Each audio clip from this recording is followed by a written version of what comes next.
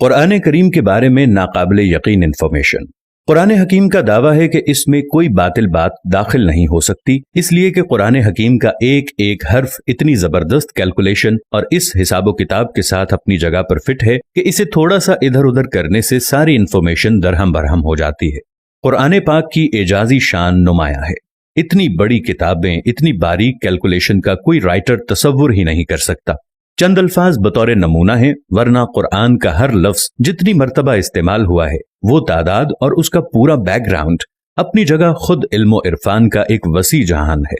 دنیا کا لفظ اگر 115 مرتبہ استعمال ہوا ہے تو اس کے مقابل آخرت کا لفظ بھی 115 مرتبہ استعمال ہوا۔ شیاطین و ملائکہ 88 مرتبہ استعمال ہوا۔ موت و حیات 145 مرتبہ استعمال ہوا ہے۔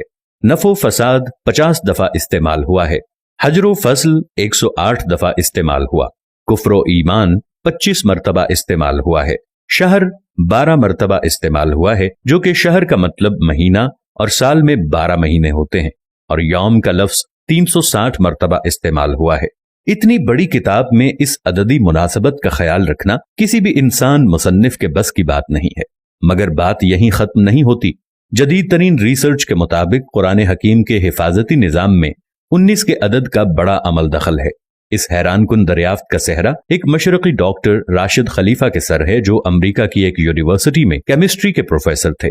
1959 میں انہوں نے مکمل قرآن پاک کمپیوٹر پر چڑھانے کے بعد قرآن پاک کی آیات، ان کے الفاظ و حروف میں کوئی تعلق تلاش کرنا شروع کر دیا۔ رفتہ رفتہ اور لوگ بھی اس ریسرچ میں شامل ہوتے گئے، حتیٰ کہ 1972 میں یہ ایک باقاعدہ سکول بن گیا۔ ریسرچ کا کام جو ہی آگے بڑھا، ان لوگوں پر قدم بقدم حیرتوں کے پہاڑ ٹوٹ پڑے۔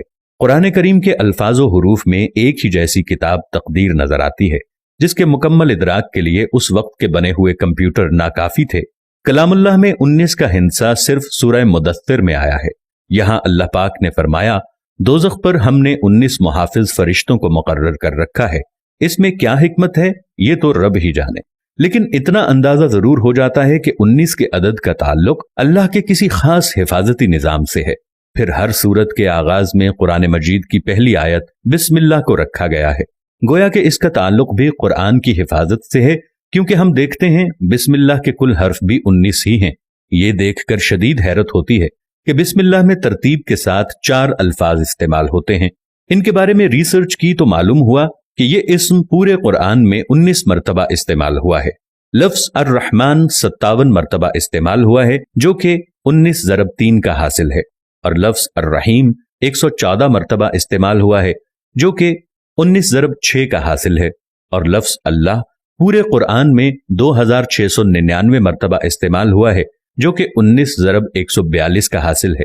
لیکن یہ ایک رہتا ہے جس کا صاف مطلب ہے کہ اللہ کی ذات کسی حساب کتاب نہیں ہے۔ قرآن مجید کی سورتوں کی تعداد بھی 114 ہے، جو کہ 19 ضرب 6 کا حاصل ہے۔ سورہ توبہ کے آغاز میں بسم اللہ نازل نہیں ہوئی، لیکن سورہ نمل آیت نمبر 30 مکمل بسم اللہ نازل کر کے 19 کے فارمولے کی تصدیق کر دی گئی ہے۔ اگر ایسا نہ ہو تو اس حساب سے یہ قاعدہ نہیں بنتا۔ اب آئیے حضور علیہ الصلاۃ والسلام پر اترنے والی پہلی وحی کی طرف۔ یہ سورہ علق کی پہلی 5 آیات ہیں، اور یہیں سے 19 کے حسابی فارمولے کا آغاز ہوتا ہے۔ ان آیات کے کل الفاظ 19 ہیں، اور ان الفاظ کے کل حروف 76 ہیں، جو کہ 19 ضرب 4 کا حاصل ہے۔ لیکن بات یہیں ختم نہیں ہوتی۔ جب سورہ علق کے کل حروف کی گنتی کی گئی تو عقل ورطہ حیرت میں ڈوب گئی کہ اس کے کل حروف 304 ہیں، جو کہ 19 ضرب 4 ضرب 4 کا حاصل ہے۔ اور عقل یہ دیکھ کر حیرت کی اتھاہ گہرائیوں میں مزید جاتی ہے کہ قرآن پاک کی موجودہ ترتیب کے مطابق سورہ علق قرآن پاک کی 96 نمبر سورت ہے۔ اب اگر قرآن کی آخری سورت والناس کی طرف سے گنتی کریں تو اس اخیر کی طرف سے سورہ علق کا 19واں نمبر بنتا ہے۔ اگر قرآن کی ابتدا سے دیکھیں تو اس 96 نمبر سورت سے پہلے 95 سورتیں ہیں، جو ٹھیک 19 ضرب 5 کا حاصل ہے۔ اس سے یہ بھی ثابت ہوتا ہے کہ سورتوں کے آگے پیچھے ترتیب بھی انسانی نہیں بلکہ اللہ تعالیٰ کے حسابی نظام کا ہی ایک حصہ ہے۔ سورہ فاتحہ کے بعد قرآن کریم کی پہلی سورہ البقرہ کی کل آیات 286 ہیں۔ 2 ہٹا دیں تو مکی سورتوں کی تعداد سامنے آ جاتی ہے، اور اگر 6 ہٹا دیں تو مدنی سورتوں کی تعداد سامنے آ جاتی ہے۔ 86 کو 28 کے ساتھ جمع کریں تو کل سورتوں کی تعداد 114 ہے۔ آج جبکہ عقل و خرد کو سائنسی ترقی پر بڑا ناز ہے، یہ قرآن اپنا چیلنج دہراتا ہے۔ حساب دان، سائنسدان، ہر خاص و عام، مومن، کافر سب ہی سوچنے پر مجبور ہیں کہ آج بھی کسی کتاب میں ایسا حسابی نظام ڈالنا انسانی بساط سے باہر ہے۔ طاقتور کمپیوٹر کی مدد سے بھی اس جیسے حسابی نظام کے مطابق ہر چیز کی غلطیوں سے پاک کسی کتاب کی تشریح ناممکن ہوگی، لیکن 1400 سال پہلے تو اس کا تصور ہی محال ہے۔ لہٰذا کوئی بھی صحیح العقل آدمی اس بات کا انکار نہیں کر سکتا کہ قرآن کریم کا حسابی نظام اللہ کا ایسا شاہکار معجزہ ہے جس کا جواب قیامت تک کوئی نہیں ہو سکتا۔